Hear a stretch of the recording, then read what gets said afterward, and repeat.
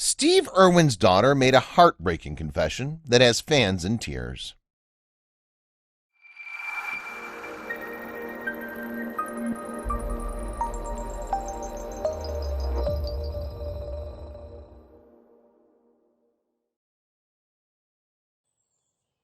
Crikey, Steve Irwin was the greatest.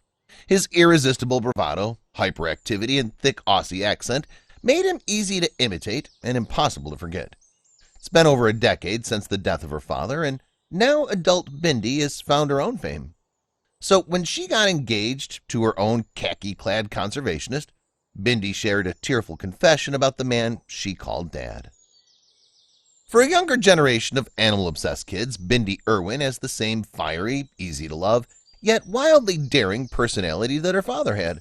The kind of presence that reaches through the television and makes you pay attention. The 21-year-old has followed in her father's footsteps as a conservationist and public figure. From before she could talk, she was toddling after her energetic dad as he tussled around with massive crocodiles and other creatures that would make an average Joe pee their pants. Steve was always the opposite of average. Steve Irwin was the crocodile hunter, though he was less predator and more of a massive fanboy. He was a dedicated conservationist with a contagious infatuation for animals. The gnarlier, the better. The world fell for his enthusiasm, foolhardiness, and quotable catchphrases. Arm in arm with his wife Terry, they immersed themselves in conservation efforts. Quickly, their television shows propelled Steve to household name status all over the world. They channeled their magnetic energy into the family business, Australia Zoo. Celebrity didn't interest Steve unless he could use it to help protect creatures that he loved so much. His authenticity was palpable.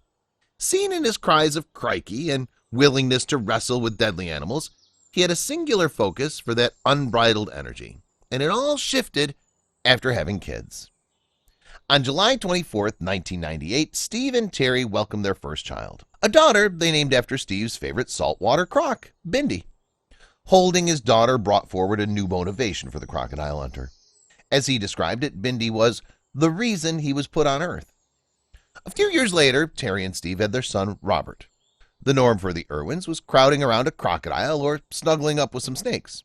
For Steve, sharing the joys of nature with his kids watching their passions for animals blossom was as good as it could get, but it was tragically cut short. While filming the show Ocean's Deadliest, Steve and his crew were just off the coast of Bat Reef in Queensland. Steve snorkeling in the shallows, capturing the rear view of a short-tailed stingray. It raised its barbed tail and struck Steve hundreds of times in mere seconds. At first, it looked like Steve might be okay, but the barb had pierced his heart. They rushed him to the hospital where he died from blood loss. The shock was brutal. As the news swept the globe, everyone collectively mourned the ever-vivacious, brave, and seemingly invincible man, the crocodile hunter. When Terry met Steve, her first impression was that he presented as a superhero. His loss sucked the wind out of their family. In their grief, they knew the world wanted to say goodbye, so after a private funeral, a public memorial service was held at Australia Zoo. Over 300 million people tuned in. Australian celebrities attended, like Russell Crowe, and there was even a remembrance from the Prime Minister. Still, the most tear-jerking moment was the eulogy delivered by little Bindi, who spoke of how much she would miss her greatest hero. In her eulogy, Bindi set the tone for what they planned to do in Steve's absence. The Irwins intended to continue inspiring others through conservation work and encouraging people to appreciate wildlife. They walked the walk. Terry picked up the torch and ran with it, expanding the exhibits at Australia Zoo. When not making plans to grow the attraction, Terry helmed their foundation, Wildlife Warriors. Donations poured in after Steve's death, allowing them to launch key research initiatives proudly represented by their new public face, Bindi. The 8-year-old continued on as the on-screen talent in the family, starring in her own nature documentary show for children called Bindi the Jungle Girl. She inherited the natural charisma from Steve, leading to a slew of TV and film opportunities. In 2015, Bindi joined the other celebrities competing on the 21st season of Dancing with the Stars. Week after week, Bindi showcased off her prowess on the dance floor, occasionally honoring her father in the process. She snatched the victor's title and many hearts, but there was only one heart she was interested in. It was an American professional wakeboarder named Chandler Powell that caught Bindi's eye. While leading a tour of Australia Zoo, Bindi met Chandler and his family in 2013. They stayed in touch, swapping letters and phone calls, until they made their relationship public in 2015. Chandler made the transition to a mostly khaki lifestyle by 2018, moving across the world to work for Australia Zoo. By that point, he was already considered part of the Irwin family, though his dedication to wildlife conservation gave him the final stamp of approval. On Bindi's 21st birthday, Chandler got down on one knee and asked if she'd be his croc wrestling partner for life. She said yes. Chandler certainly knew the way to her heart by popping the question in the gardens of Australia Zoo, with Robert hiding in the bushes to snap pictures.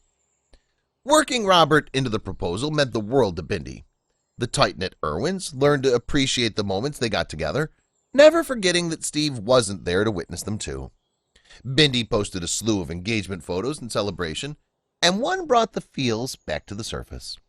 She penned an open letter to her father. Rather than raking through the what-ifs and the should-ofs, Bindi wrote about how proud her dad would be of her brother Robert. He's always stepped up and been the one to give me a hug when I needed it and encouraged me to move forward in life.